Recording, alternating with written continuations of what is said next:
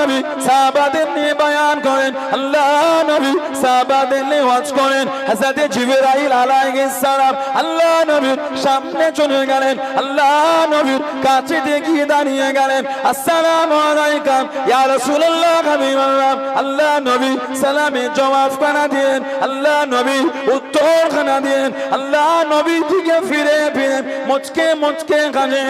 আল্লাহ নবী জিজ্ঞাসা করলেন, আল্লাহ নবী জানতে চাইলেন, ও বাবা জামাত আলী রাদিয়াল্লাহু তাআলা আনহু কি মনে করে হযরত জিবরাইল ও হযরত জিবরাইল আলাইহিস সালাম আমি নবী আমার দিকে ফিরে ফিরে কি জন্য আপনি কাঁদেন, কি জন্য আপনি কাঁদেন? ইয়া রাসূলুল্লাহ হাবিবাল্লাহ, ইয়া রাসূলুল্লাহ হাবিবাল্লাহ।